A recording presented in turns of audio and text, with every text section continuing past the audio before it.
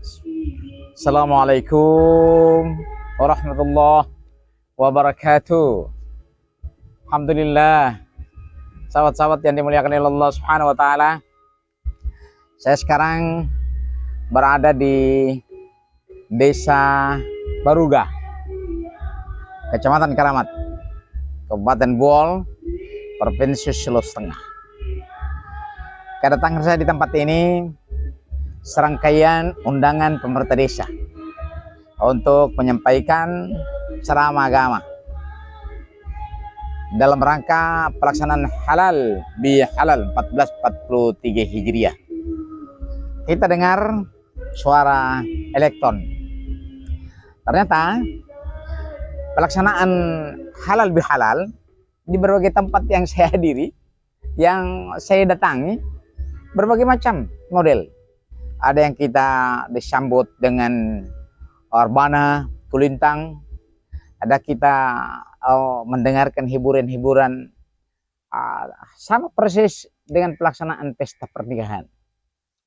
Nah, apa-apa, itu adalah metode untuk menarik atau mengundang atau menciptakan daya tarik tersendiri bagi masyarakat. Karena boleh jadi kalau kemudian hanya ceramah tok, ya boleh jadi juga masyarakat datang hanya kalangan orang-orang tua. Ini metode sebagaimana yang dilakukan oleh Kiai Haji Zainuddin MZ dan Haji Romai Roma, yaitu disebut dengan nada dan dakwah. Baik, pada intinya kalau kita memahami apa sesungguhnya itu halal bihalal. Halal bihalal itu memang tidak dikenal di zaman Nabi. Tapi karena ini juga sebagai kreasi, sebagai metode untuk menyebarkan syiar Islam, ya no problem, lah basah, ya no salah. Tapi pada prinsipnya, halal bihalal atau pada Syawal itu, bagaimana umat manusia, bil khusus umat Islam, setelah melaksanakan ibadah sebulan penuh, vertikal, tarawih, berpuasa, membayar zakat, serta kegiatan-kegiatan ibadah lainnya, masyarakat Muslim diharapkan juga meningkatkan hubungan sosial yang baik. Ibadahnya bagus, ya alhamdulillah. Sholatnya taat, ya alhamdulillah. Terus kemudian mewujudkan zakat fitrah dalam kepedulian sosial, itu lebih bagus. Tapi pada prinsipnya, semua ibadah yang dilaksanakan pada bulan suci Ramadan itu mestinya itu kita anggap sebagai sebuah training center, pemusatan latihan. Nah, sekarang ini kita sudah coba bertanding untuk mewujudkan bagaimana pemusatan latihan itu dalam kehidupan sosial bermasyarakat. Kita mulai katakanlah dengan sholat tarawih dulu. Waktu bulan suci Ramadan berbondong-bondong orang datang ke masjid. Diharapkan selesai Ramadan tumbuh rasa cinta kembali ke masjid. Gitu. Baik, yang kedua, dianjurkan untuk membayar zakat fitrah. Apa yang dimaksudkan? Bahwa ibadah ini sangat erat kaitannya terhadap kehidupan atau solidaritas terhadap kehidupan antar sesama umat atau antar sesama masyarakat. Apa yang dalam kehidupan ini kan tidak pernah ada orang yang kaya semua. Tidak pernah kita temukan orang yang berlebih semua. Tapi pasti ada si kaya dan ada si miskin. Si kaya, ya salurkan dong 2,5% untuk kepada mereka yang susah sulit kehidupannya. Kita oleh Allah diberi kepercayaan untuk mendapatkan harta karena banyak orang yang ingin kaya tapi tidak bisa kaya. Artinya dititipi amanah itu, berikan kepada mereka yang memiliki kesulitan dan kekurangan. Maksudnya adalah mereka kaum duafa. Kalau 2,5%, 1.025.000. Tumbuhkan rasa solidaritas antar sesama agar manusia yang lain dapat menikmati rezeki yang Allah titipkan kepada kita, orang lain. Yang berikutnya, waktu bulan suci Ramadan itu kita sangat menjaga kerukunan antar umat beragama, antar sesama saudara.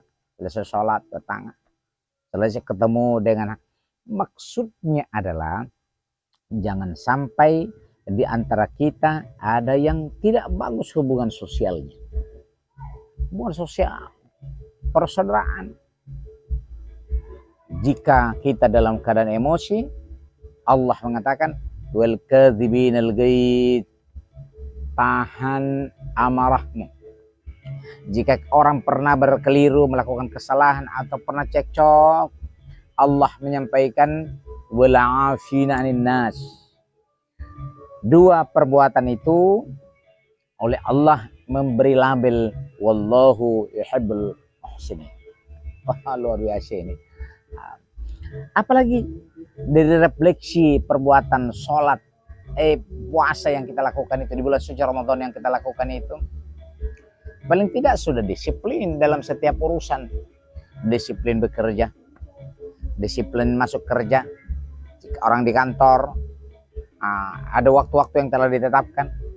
Petani disiplin, baik disiplin bekerja di kebun maupun disiplin mengelola pendapatan. Pengeluaran dan pendapatan, jangan pendapatannya kecil, pengeluarannya besar. Dan disiplin namanya itu. Biar kita kerja pagi, pulang malam, kerja pagi, pulang malam untuk mendapatkan keuntungan dan nafkah hidup kita seumur hidup. Tapi kalau begitu cara pengelolaan keuangannya tidak disiplin, banyak pengeluaran, terus pendapatannya sedikit, itu akan nanti susah hidup. Jadi harus disiplin dalam mengelola keuangan rumah tangga. Bapak-bapak kaum muslimin ya, pendapatannya harus lebih besar daripada pengeluarannya. Bisa saya gambarkan begini. Ada 1 tong air. Untuk supaya air itu lebih banyak di dalam tong itu, maka air yang masuk lebih banyak daripada air yang keluar. Supaya pada saat membutuhkan air, air masih ada. Harus disiplin. Apalagi disiplin? Ya, disiplin mengatur waktu bermain. Ada orang bermain, memuaskan keinginannya sampai kemudian larut malam. Akhirnya besok tidak bisa bekerja. Mengantuk. Itu namanya tidak pandai memanage waktu. Cuma karena keinginan syahwat sehingga bermain. Katakanlah mohon maaf. Bagi saya, ya mungkin ada yang mengatakan tidak bisa. Tapi bagi saya main domino. Bisa main domino. Catur, bisa main catur. Tapi jangan sampai larut malam. Ya bermain 1 set, 2 set. Jam 9, jam 10 tidur. Supaya bagaimana kita bisa bangun jam 4, jam 5. Dengan demikian, maka kita sudah bisa menumbuhkan rasa pertemanan bermain. Tapi kita juga tidak lupa kalau kemudian besok kita bekerja, besok kita masuk kantor, besok kita sekolah. Kalau larut malam, itu artinya kita tidak mampu dan tidak tahu memanage waktu. Pada prinsipnya, atur waktu supaya kita menjadi disiplin. Puasa, disiplinnya luar biasa. Saat Allah bilang imsak, berhenti makan. Saat Allah bilang makan, berbuka puasa. Disiplin mengatur waktu. Yang terakhir, oleh Allah mengatakan, wala ta'kulu amwalakum bainakum bil batil. Jangan makan harta orang lain dengan cara yang batil. Jangan ngambil orang punya. Jangan makan yang bukan milik kita. Harap, tidak boleh. Baik, semoga bekas-bekas puasa Ramadan mampu kita aplikasikan, kita wujudkan dalam kehidupan sosial. Supaya kita mendapatkan yang disebut dengan fitrah. Makanya orang menyebutkan Idul Fitri. Sekarang orang berhalal bihalal. Saya laporkan ini dari Desa Baruga, Kecamatan Karamat. Baik, ini saja yang dapat saya sampaikan. Mohon maaf. Terima kasih. Subhanallah wa bihamdihi, syadallah ilan tasdaqurqatu bilaik. Bilai taufiq walidayah, fastabiqul harat. Assalamualaikum warahmatullahi wabarakatuh.